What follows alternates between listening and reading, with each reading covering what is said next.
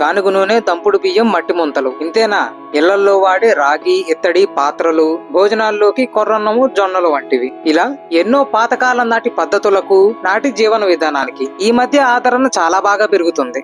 ఎప్పుడో 40-50 ఏళ్ల నాటి ఈ సాంప్రదాయాలన్నీ మళ్లీ ప్రాణం పోసుకుంటున్నాయి.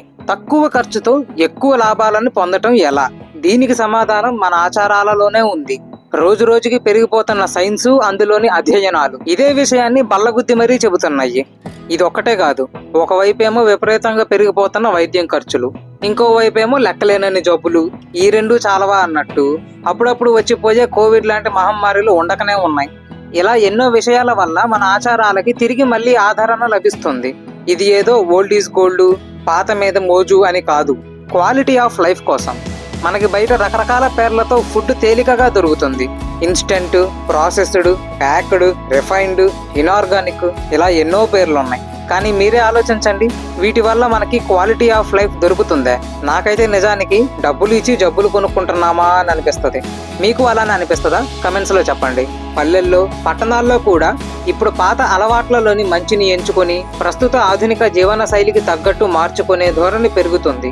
అలవాట్లు స్వచ్ఛంగా, ఆహార పదార్థాలు నాణ్యంగా ఉంటేనే కదా చక్కటి ఆరోగ్యం మనకు సొంతమయ్యేది. ఈ భావన ఈ మధ్య బాగా పెరుగుతుంది. దీనికి సాక్ష్యమే పెరుగుతున్న organic farming and organic products కి ఉన్న డిమాండ్. ఇంతేకాదు, గానుగ నూనెలకు, మట్టి, రాగి, ఇతడి పాత్రలకు, పప్పు విసురుకునే తిరగళ్లకు, ఇక మాంసాహారానికి వస్తే నాటుకోళ్లకు, వాటి గుడ్లకు ఈ మధ్య డిమాండ్ చాలా బాగా పెరుగుతుంది. అప్పట్లో అయితే ఇళ్లలో నాటుకోళ్లను పెంచేవారు. పండగలు వచ్చినా, పబ్బాలు వచ్చినా వాటిల్లో ఒకటి మటాష్.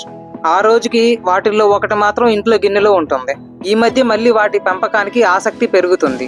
బరువు పెరగటానికి, సైజు పెరగటానికి వాటికి ఇంజెక్షన్స్ లాంటివి చేయరు కదా, ఆరోగ్యానికి హానికరం కాదు. నాటుగుడ్లు కూడా చాలా మంచివే. మార్కెట్ లో మనకు దొరికే రకరకాల రిఫైన్డ్ ఆయిల్స్ మీద ఈ మధ్య రకరకాల వాదనలు పెరుగుతున్నాయి.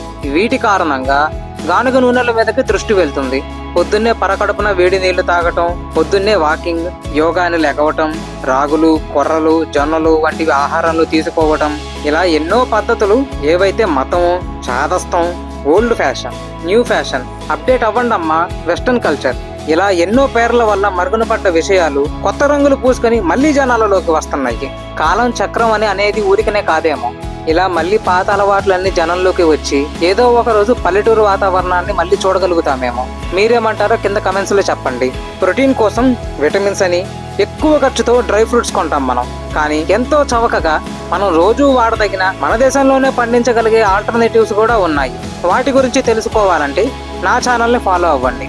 వీడియోని చివరి వరకు చూసినందుకు ధన్యవాదాలు. ఈ వీడియో కనుక మీకు నచ్చినట్లయితే లైక్ చేయండి, మీ ఫ్రెండ్స్ అండ్ ఫ్యామిలీకి షేర్ చేయండి. ఇటువంటి మరిన్ని వీడియోస్ కోసం మా శ్రేష్ఠ సాయి అఫీషియల్ యూట్యూబ్ ఛానల్ని సబ్స్క్రైబ్ చేయండి. మీ సలహాలు, సూచనలు, అభిప్రాయాలు కింద కమెంట్స్ సెక్షన్లో తెలపండి. జై హింద్.